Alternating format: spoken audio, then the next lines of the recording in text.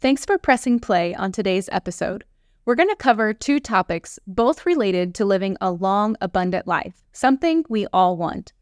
Kashif Kahn is my guest today. He's the author of The DNA Way, and he has a really unique approach to health that I know you're going to find just as fascinating as I did. One of the topics is healthy hormones and how that relates to longevity.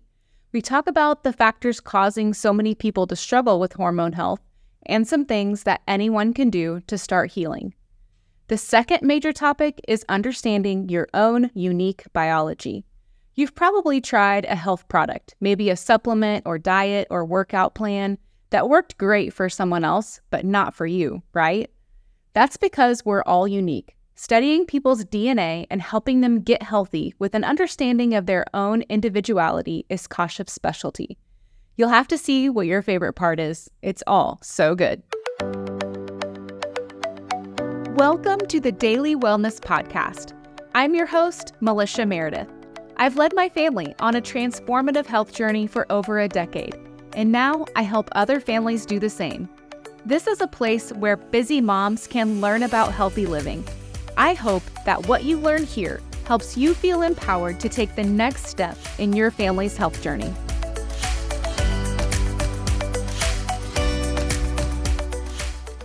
Kashif, thanks for joining the Daily Wellness Podcast.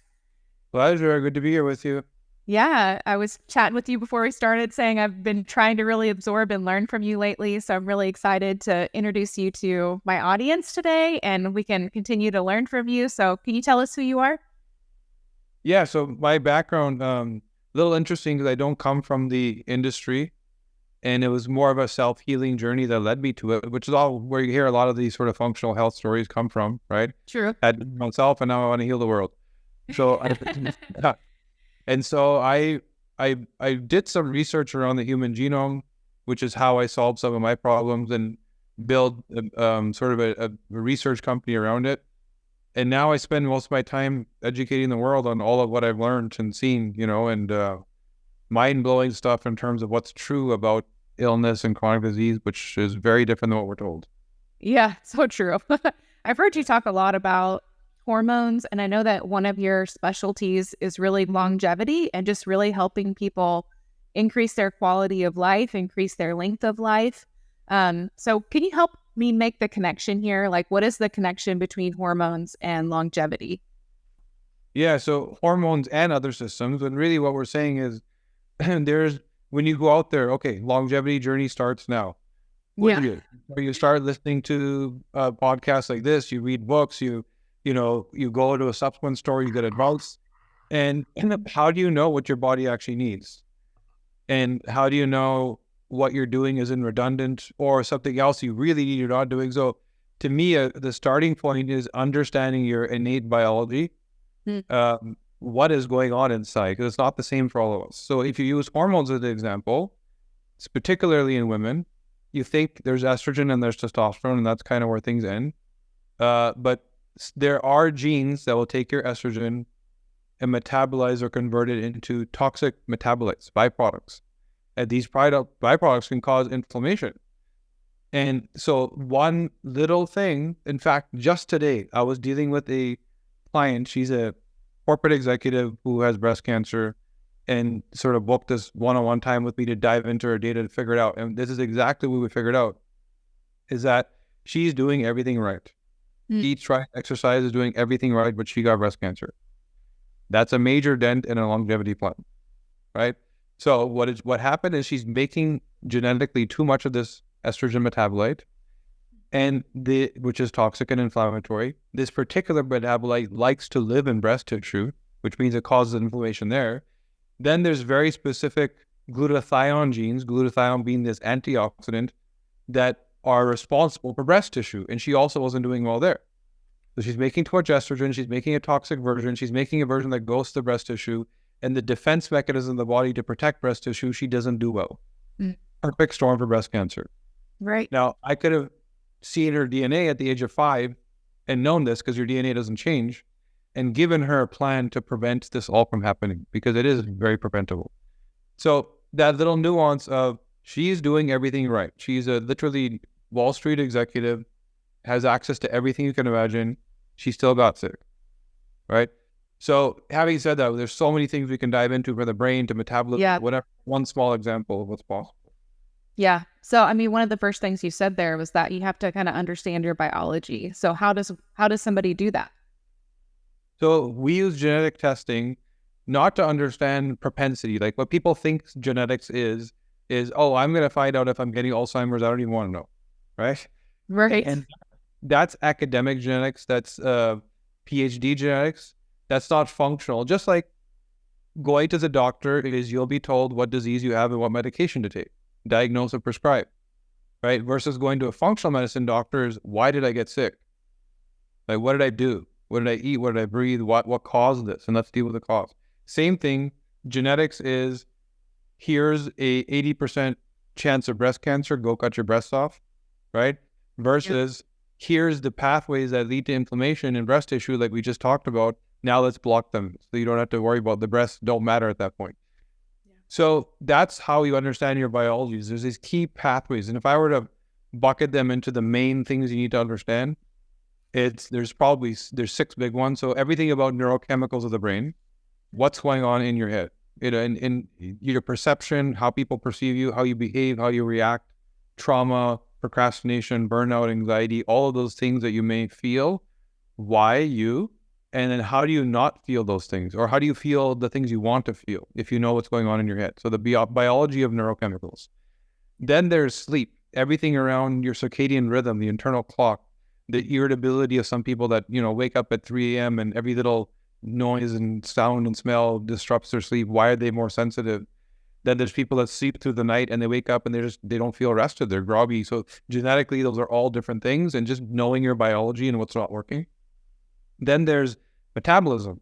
So understanding the biology of not the next fad diet, which often will work for some people, maybe not for you. So should I be high carb, low carb? Can I be carnivore? What micronutrients do I need, from minerals to vitamin D, etc.? And how much do I need based on biology that drives all that stuff?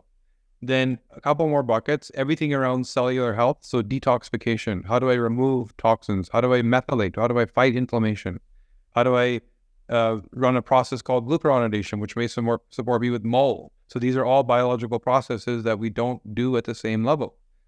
Then there's actual disease propensity, which is based on physical hardware, let's say. So there's biology that drives what is the quality of my cardiovascular system. How well do I fight certain inflammatory issues? How well do I deal with insulin? So how much does this matter to me, right? Then lastly, the thing we started with, hormones, which kind of ties a bow on all of this stuff and pulls things in different directions. I'm going to the gym, can I lose weight? Well, maybe because of your hormones, you're not supposed to be running on a treadmill, you're supposed to be weightlifting, or vice versa. And so between these big systems, you kind of know all of what's going on. And then the outcome should be simple, that you always make the right choice. Mm-hmm. Right now, it's like shooting in the dark. It's like literally, I think this might work. I heard it's going to work. I don't even know if I need it. Versus here's exactly what biological process isn't working for me, which means here's exactly what I need to add, and here's exactly what I need to remove. And that's all I need to do. Yeah. And then I'll be my best. I love how personalized that is, because there's tons of health information out there, tons of good things you could be doing, but it is really hard to know what is right for you. Mm-hmm. Yeah. And this is where people often get stuck and disappointed, and you hit a plateau. Right. It's like, I'm doing everything. I got my membership at the gym. I'm eating, I'm exercising. Yeah. And you just be literally, I can tell you that we work with, I did a lot of work with the U.S. female Olympic team. And this was during our research time. And one of the things they were asking us to figure out is, why is it that we have the same training, same coaching, same food, same everything, but there's different outcomes? Some of these women can't get the lean muscle fiber that the others can. Some of these women are getting more injuries than others. Right? Why is this a variability? Same tool. And I said, that's the exact problem, is you have the same toolkit for everybody. And first of all, your toolkit is designed on research for men that don't have a monthly menstrual cycle, right? And men have a daily hormone cycle, and you would think that you can do the same thing every day. You can't. So a woman that is more estrogen dominant, for example, and makes these toxins that I was talking about, is much more prone to injury in the later part of the month when those toxins are being metabolized and made, and the ligaments and tendons become a lot more brittle. A woman that has really good amylase activity and can really use starch as fuel, she's just good at using sugar as energy.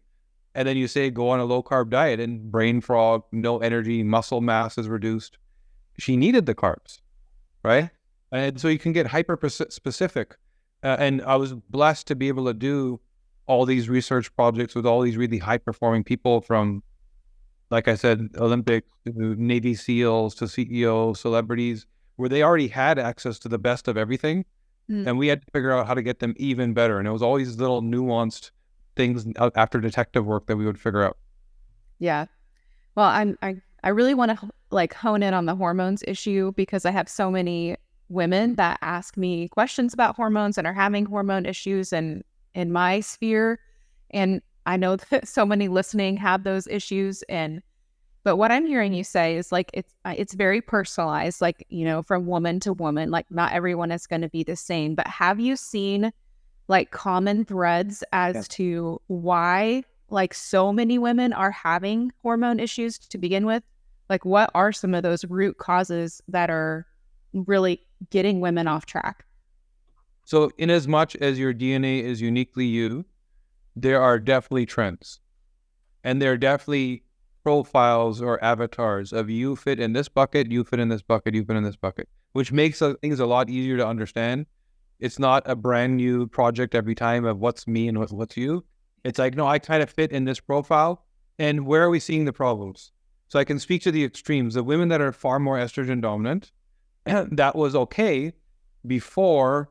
In the 1970s, we added an additional 144,000 chemicals to humanity.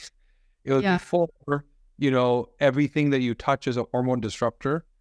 It was before every lawn has pesticides mimicking estrogens as they enter your body. It was before our body was overloaded with other toxins, so it can't eliminate hormone toxins. It's too busy and occupied. There's only so much it can handle at once, right? And so you see this one extreme is this estrogen dominance, estrogen toxicity, which is leading to mood issues, weight gain, early onset menopause. Perimenopause is now a very real thing. Infertility. 30% of women in the United States wanting to get pregnant now need fertility treatment. Why? Yeah. Why? Women didn't change, their environment changed, right?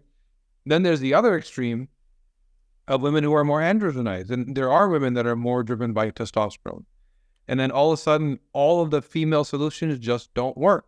There's an assumption where here's a supplement for women and all women can take it. Well, if you're overly androgenized and you have a very different problem, can't get pregnant, hair's falling out, cystic acne, polyovarian cysts, why is it that the same exact exposure leads to two different outcomes? Because some women are more androgenized. They are more testosterone dominant. There's a young woman we were dealing with who from the age of 16 to 21 had, I think it was 5 or 6 menstrual cycles in total. So literally one per year. Wow. She couldn't, anywhere she went, she had to take a rubber donut to sit on because she has cystic acne all over her body. She couldn't sit on a chair. Wow. She had horrible hair issues, but she had a ripped six-pack without doing any exercise, right? And what she was doing was so there's a gene called CYP17A1 that takes your progesterone and converts it into testosterone. She did that hyper efficiently, the maximum you could possibly do. Then there's a gene called CYP19A1 that converts and aromatizes that testosterone into estrogen. She didn't do that job at all. So she's kept her hormones in this testosterone bucket. Then there's a gene called SRD5A2 that takes that active testosterone and converts it into something called dihydrotestosterone, which is a manly man potent version, which gives you your Superman arms. Then there's a process called glucuronidation, which removes this DHT because it is toxic in nature and you want it, but you want it for a short period.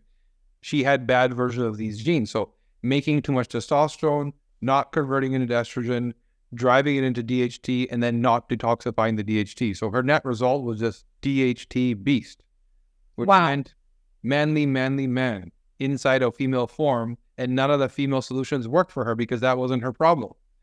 And so what needed to happen was solutions were simple. This SRD5A2 gene, the expression of it slows down if you add fenugreek, saw palmetto, lycopene, commonly available things that anybody can get that very specifically change the expression of this gene. And so we slow down their conversion.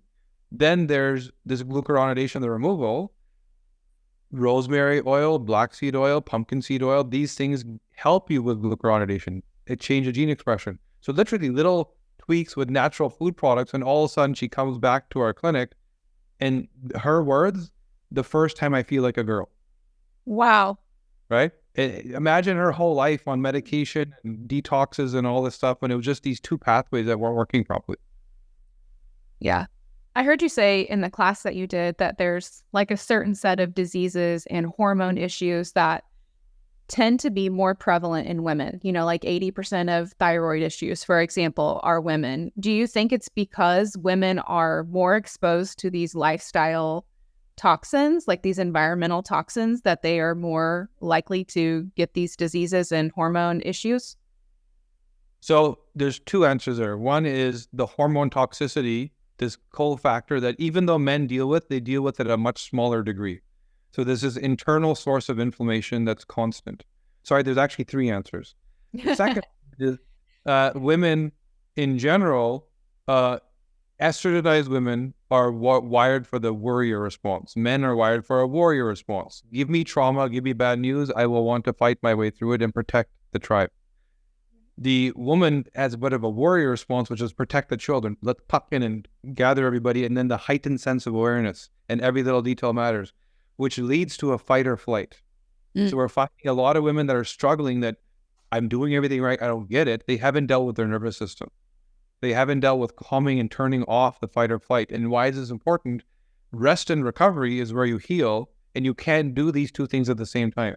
Your body is either in fight or flight, or it's in rest and recovery. And women have this propensity towards this because of this natural desire to protect, right?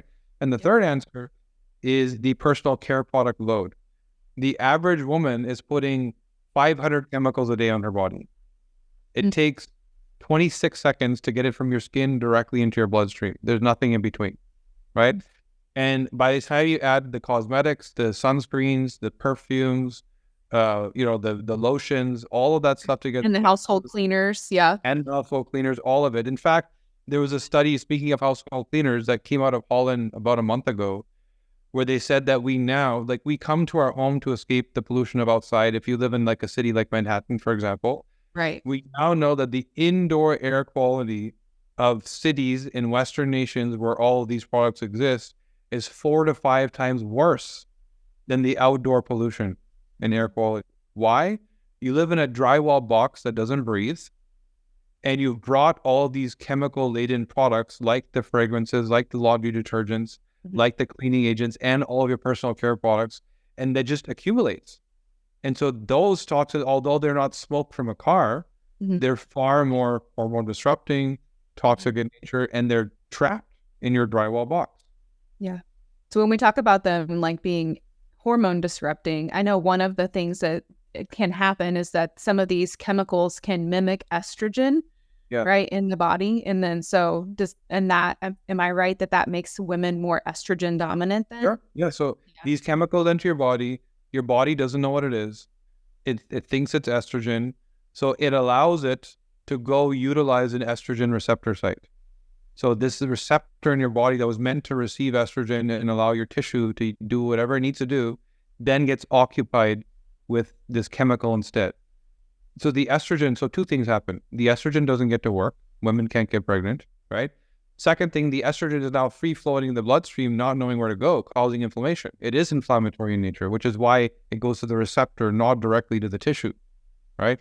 And so you have this, exactly what you say, disruption, but people don't realize the breakdown of it. That's what it is. It's the receptors occupied, estrogen is causing inflammation, and also not being utilized for key processes.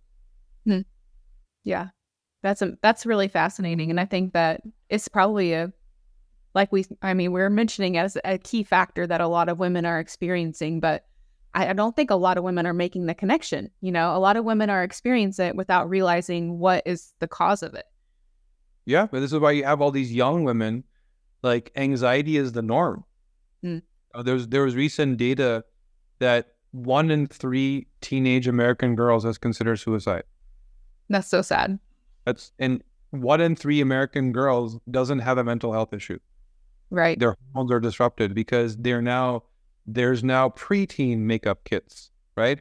And you know that they're not made out of organic materials. They're probably more toxic than what adults use because they're simply toys, right?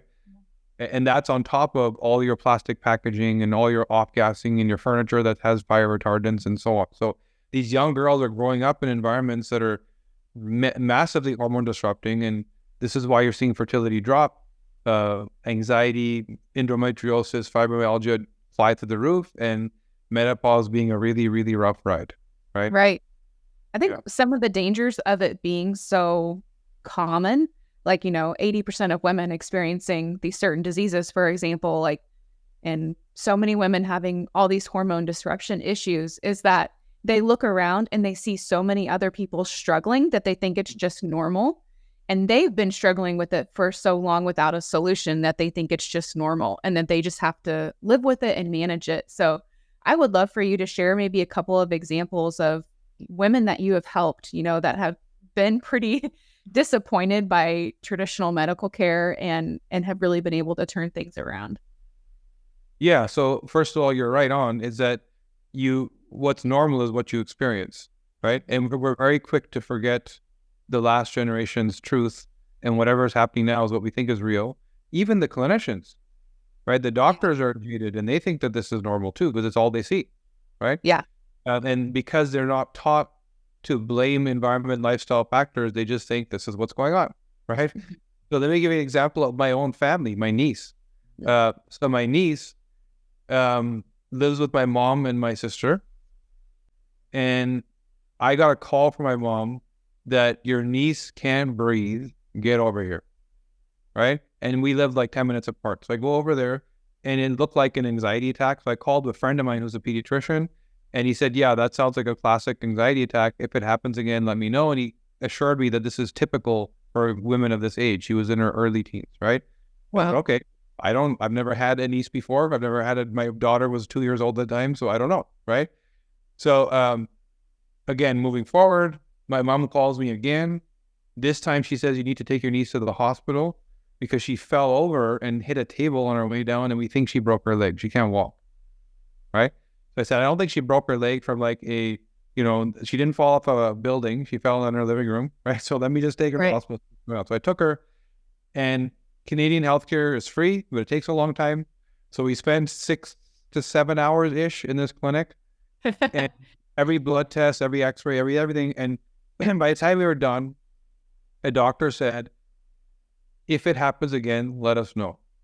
And that was the exact same thing my pediatrician friend said. And I realized what that meant. What that meant is if it happens again, she's getting diagnosed with anxiety and she's going to be given a pill, right? Because we don't see anything wrong. Right. So at the time I realized I got to jump in. And this was in the very early stages of our research. We weren't even selling anything. We didn't have a product or service. It was just research, right? So I went back to my office, got busy, and I didn't do anything. To be honest, I literally did not check. I didn't do a thing until my mother called me again. And this time she called me again saying, bawling with tears, your niece has run away from home. And oh my goodness. Like literally there was a note on the table saying, I can't handle it anymore. I'm leaving. That's what she said. And this to me made no sense because she is a sweet, young, innocent girl, completely out of character. You would not expect it from her at all, right? Mm-hmm. So I get over there, they're in an apartment building, and I find her literally downstairs out of the lobby, just kind of standing there. And I got her in the car. I was like, is it a teacher? Is it homework? Is it like bullying? What is happening? And I didn't realize she had no clue. She was just running away from that feeling. She needed to get out of the space. And that was to her the best next thing to do. Like, I cannot stand this feeling anymore. So really, like literally at that time, called my office, said, email me her DNA report. And I started looking at it right there in the car. And I didn't look for anxiety. What I look for is which biology is broken. And how does that potentially equal the way she feels, right? And that's a much more effective way to use DNA as a tool. So the first thing I found was that her hormone cascade was really suboptimal. She had a big challenge making her hormones, didn't make enough. Now, at the beginning of the menstrual cycle is when you have your period getting ready to go. And so you just finished eliminating everything. Hormones are slim to none. So I thought that would be her lowest point. And she's already low. So I checked my calls and text messages from my mom, and like clockwork, they were happening monthly, right? Wow. So this must be related to her cycle. So I asked my mom, not to embarrass my niece, where was she in her cycle? And she said, you know what? It was right when she was starting. I said, that's exactly the low. So she's already genetically wired for the bottom. And then during the bottom of the cycle is when it triggered this reaction. But this only happened now. And when I say now, this was about 2 years ago, when she had already been cycling for 1.5 years. So why now? Why all of a sudden? This happened in peak COVID lockdown in the winter in Toronto. She hadn't been outside in 5 months, right? She had got zero sunlight, zero vitamin D. Wow. So I checked her vitamin D genetics. And what I found was there's 3 genes that get your vitamin D to where they need to be. CYP2R1 takes D2 from the sun and converts it into the active D3, which is the form you need. She had the worst version of that gene. The VDBP gene takes that activated D3 and transports it to the cell where you actually need it. She has the worst version of that gene. The VDR gene then binds it and connects it into the cell where you need the job done. She had the worst version of that gene. So hormones fall off a cliff. This key nutrient, by the way, of the 22,000 genes that make up your genome, about 2,500 need adequate vitamin D to do their jobs. Right? So it's interesting. it's the most important nutrient. Your genes just don't express. 10% of biochemistry is off if you don't have enough vitamin D. So hormones drop, vitamin D drops. Why did it equal an anxiety outcome? So I looked at her neurochemical mapping, and dopamine is this happy chemical that we know of. And her dopamine pathway was the receptors in her brain, her ability to bind dopamine, worst possible. Her clearance, these proteins that get rid of the dopamine because eventually need to get back to normal, the fastest possible. So feeling way down here, not lasting long enough. So she's already teetering on anxiety anyway. Perfect storm of hormone cliff, no vitamin D because of the COVID lockdown. She already has this like anxiety propensity, and it triggered into a crash. And so this third time, the outcome probably would have been medication, but instead it was literally 2 things. I gave her high dose vitamin D, but I split it into 3 doses. Why? Because not only did she need more than the average person, but she also didn't transport it and bind it. So she needed multiple exposures to vitamin D in order to get enough. Smaller doses through the day. Yeah. So total of 10,000 IU split in 3 doses during the day. Second thing I gave her was L-theanine, which is a known booster of dopamine levels and makes you feel good. That was it. That was literally it. She turned around. It has never had the problem again. Wow. It's been like 2 years, right? And not only that, she went from I'm running away from home to like a thriving student who all she does is study and work and learn, and she's doing amazing, right? So the story normally would have ended on here's my anxiety pill, and I now have to take this forever. Wow. Right? So how many things like that could we unravel at the biochemical level and biology level and really figure out what's truly going on? Right. Yeah. That's fascinating. So have you seen, we talked about some of the common environmental factors that are really impacting, a lot of women. Have you seen like some commonality in solutions?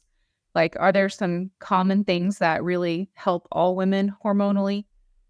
Yeah. So I would say step 1 that people, where there's a mess up, let's say, is there's no such thing as detox without removing the tox. Yeah. It's like, what supplement do I take? What food did you get rid of the thing that's hurting you? Right? Did you throw your Teflon coated frying pan in the garbage? Did you get rid of the,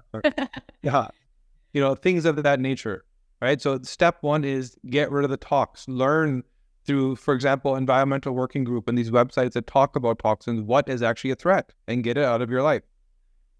Then get into what detox pathways don't work well. We use DNA to figure out what's broken and what's not broken. So there's no point in supplementing something that's already working. You're just going to burden yourself and overload and potentially remove nutrients and minerals you actually need because you're overdoing it, right? And this is where people fail with supplementation. What you need to supplement is the things you're not doing well, which, of course, understanding your genetics will help you know what's not working well. So that's one big thing is remove the tox, get into detox. Another area I would say is this new cofactor of EMF, so electronic pollution. Oh, that's so interesting. Yeah, it's a constant trickle in the background. So not to say that it is a cause of hormone disruption, although potentially is. It's more like more things your body has to deal with, the less it can deal with each one of them. There's a certain bucket that your body is able to fill and deal with that level of nonsense. And then you start to add other stuff. And the mitochondria that makes your energy to fight all these problems is burdened. It's like, I don't have this amount of energy. Pick what you want to work on, right? And so EMF is this constant trickle in the background. And that word constant is the big problem. It's just all the time ubiquitous. You go anywhere, it's there, right? So it's turning off the Wi-Fi while you sleep. It's getting a EMF neutralizing device for your phone so that the waves don't get stuck in your body. It's PEMF, pulse electromagnetic frequency treatment to mitigate the overexposure to EMF. You know, it's training your kids that there's things beyond devices that they can get entertainment from, you know? So keeping lifestyle and keep in mind that the safety data on cell phones and things of this nature hasn't, at least in the United States, hasn't been updated since the 1980s. And so when you get a phone that is approved for use, it is based on research from the 1980s where a cell phone was a brick. It was borderline a walkie-talkie, right? Yeah. Now it is a supercomputer. Now it signals a cell phone tower 900 times per minute, right? It's constantly on, even if it's not on. And the safety data was also based on military men, 6'4" plus. They took the most robust, muscular, skeletally developed people and studied them, which allowed things to pass. And now you take that data on a average woman whose skull is half the size of the thickness, I should say, of the military man. A child whose skull is a quarter of the thickness of the military man. And how is that safety data applied? And you wonder why EMF affects women more. Right. Right. Yeah. Very interesting. And what you said earlier about women being more likely to be the worrier and be kind of in that fight or flight, you know, stressed mode. Like I'm guessing nervous system work would also be part of the solution for us. Anytime we find someone that's like stuck, you know, it's often nervous system first. And in fact, when I'm working with anybody for any reason, it doesn't matter what's going on, I always start with their neurochemicals and nervous system, whether they want it or not. Because they don't really know what they need until they go through it and they're like, wow, now I get it, right? So most of us, particularly women, what's going on today? What's going on is we went through something called a COVID lockdown where irrespective of what we know about it now and what some people believe and don't believe, in the beginning, nobody knew anything, right? In the beginning, it was like, am I going to die? Am I going to ever see my parents again? Right? Is the economy collapsing? Right. That level of extreme stress and trauma that lingered for months, right? That beginning period of like, is the world ending went on for many months. Right. And so that level of extreme lack of control, frustration, exposure, the body can only think of two things. This is either famine or war. I'm either going to die because I'm not eating, or I'm going to die because someone's going to try and stab me, right? And so I need to turn on my fight or flight big time. It's warrior time. And that turns on the expression of certain trauma genes. So we all have variable ability to deal with trauma. Some of us, there's a gene called adrenaline B, which drives your adrenaline response, and adrenaline is what you're feeling during that uncertainty and like wow factor. And some of us imprint the emotion. Some of us don't, which means when you recall, even I hear the word COVID again, I see a hospital again, I see a nurse again, I feel it as if it's a continuation. That's trauma, right? So that's one thing. Then there's the expression of trauma. So all of us, when we go through something like that, of that nature, there's certain protective genes that start expressing more to make sure you never forget. to make sure you never get hurt by that thing again. It's trying to protect you. Right. Then you go from COVID lockdown where this overexpression happens and we get stuck in trauma to then, inflation and monetary issues to political issues to Middle Eastern war to it just doesn't end. So I'm finding that there isn't anyone I'm dealing with that isn't stuck in some level of fight or flight or trauma, even if they don't know it. Right? So that's what's going on today in a big way. Yeah. I think that's a really important part that the health community is just now waking up to and starting to talk about. So especially if you're new to pursuing hormone healing or health in any other way, and you're kind of new to this alternative way of thinking about your health, that's going to be a whole new topic that probably hasn't even come to mind for a lot of people. Yeah, I mean, people are talking about it, but it's it seems too woo-woo to people. The Right. word trauma is unless I can't get out of bed in the morning because I can't stop thinking, I don't have trauma. But people don't realize the mechanics of trauma, that there's more going on than just how you feel. It's an internal expression. It's Right. something you're not your conscious memory, but your nerves hold on to. Right? There's data around, kids that grow up in abusive homes have, depending on which disease, at 8 to 14 times elevated risk of that disease, from cancers to cardiovascular disease. Why? Because they can't experience rest and recovery. They're constantly triggered. When you go through years and years and years of abuse, then your heightened sense of awareness stays on, right? And then you stay in fight or flight. The body doesn't repair. Chronic disease is just much easier to get. Yeah. That's fascinating. So I would love for you to share how people can connect with you if they want to continue learning from you online, if they want to work with you. What's the best way to do that? Yeah, so I would say if you go to Instagram, you'll hear me give a daily rant about what I need to complain about, right? And I love it so much. I'm not going to lie. I love it. And essentially, it's all of what we learn in the clinic that people need to know, right? And so Kashif Kahn official, KASHKHAN official, that's Instagram. And that's also my website, Kashif Kahn official. So if you go there, you can email me, connect, and whether the DNA testing is available there. It's right on the website. You go to what's called the DNA 360 report. It's right there on the website. But we also have coaching and programs and things that people that want to dive deeper and just tell me everything, figure it out, and give me my playbook. We can also do that, right? Yeah.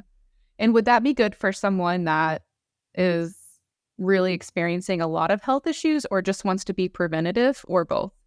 It's it's everything. And my belief is that how is it possible that you're walking around this planet not knowing how your human instruction manual works? It's I buy a microwave, I read the book, right, to know which button to push. And meanwhile, something as complex as 50 trillion cells doing all these thousands of processes, you don't know what's going on inside. So it's kind of like a need to know thing, and every choice becomes easier. You end up saving money, not wasting money on things that are redundant, not needed.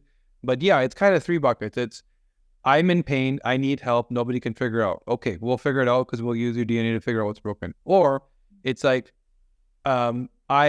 want to live forever, and what's going to prevent me from doing that? And forever, an exaggeration, but there's people along that line. And then there's also, I work out, I eat, I train, I have a good job.